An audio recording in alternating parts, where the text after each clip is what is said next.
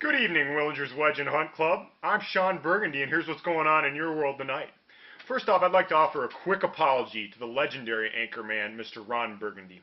I've lost my mustache, and I therefore can't imitate him as well as I'd like to. But I figured for this evening I'd replace it with this Elvis face. So here we go. I tell you what, let me tell you, Mr. Amundsen, the playoff picture in the Willingers Wedge and Hunt Club is really beginning to take shape after Week 10. And, I'd imagine that the NFL playoff picture is beginning to take shape as well. However, I wouldn't know anything about that because I don't pay any attention to what the real teams are doing in the NFL. I don't care. But I do happen to know the exact record of every team in the Willingers Wedge and Hunt Club, and I'm going to tell you it. So let's get started here. Coming in at number 10, it's Caps Chaps, 5-14-1. Thank you for your great participation in our league, Phil. I suppose, can we really blame Phil? I mean, he's the only one in this league with any sort of a respectable job whatsoever. He's a lawyer. And you all know I'm being sarcastic when I say that, right? I mean, heck, let me tell you a story. I already told this story to Joel the Dead Horse. Monday morning, I'm sitting in Fairview Southdale Hospital outside the room of the Latino who I'm interpreting for. And there's two doctors sitting over here, right, pecking away at their computers, And these guys are big deal doctors, They got their fancy white doctor suits on and their stethoscopes hanging around their necks and their distinguished gray hair. These guys are a big deal, right? First doctor's looking at the other, says, well, I tell you what, when the Timberwolves are able to, when they get Chase Budinger back, they're going to be able to take Derek Williams completely out of their lineup. It's just going to open up the floor for him big time. And then the talk turns to fantasy football. Trent Richardson is just killing me. I mean, I don't know why the Colts even traded for him. I would give anyone on my team for Dez Bryant. Well, anyone on your team? Well, I want Eddie Lacy. Oh, yeah, but then I don't have a second running back, you see. And this is in the ICU, the intensive care unit, all right? Every patient in there has got a freaking tube stuck down their mouth and they can't even talk. Doctors, give me a break. Sitting here talking about fantasy football and the Timberwolves and everybody's dying around, for Christ's sake. Coming in at number 9 is Skeet, Skeet, Skeet. 2 losses in Week 10 to fall to 9-11. Looks like the defending champs are going to miss the playoffs. But in a desperation move, the Skeeters are going to pull a fire sale. Tell you what, if this works, it'll just prove that Skeet, Skeet, Scott is the heavyweight champion that he claims to be.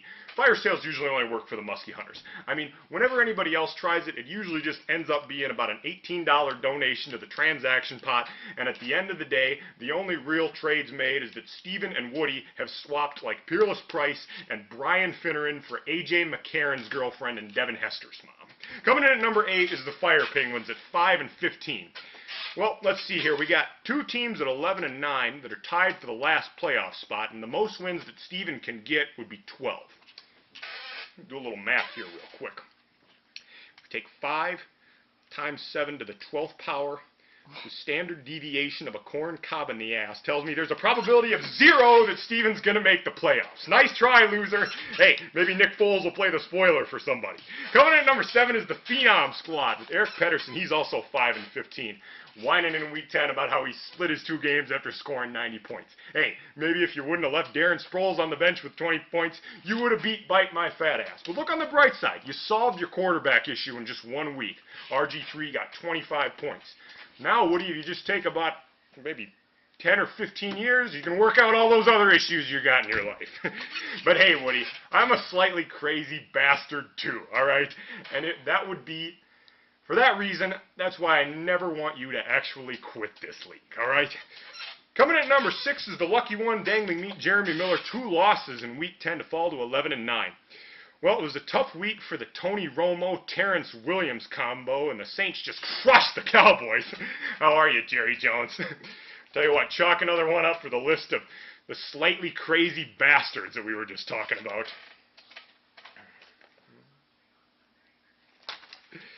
Tell you what, the thing about us slightly crazy bastards is that we all secretly love each other, don't we, T.O.? All right, coming in at number 5, it's the West Coast Cockfighters at 11-9. Well, Woody, the boner from Satan, claims that Dangling Meat Jeremy Miller is a playoff lock at 11-9, so I guess the West Coast Cockfighters are too. So thanks for that, Woody. 73 points in Week 10 was good enough for 2 wins for the Cockfighters. Don't know what to tell you, Woody.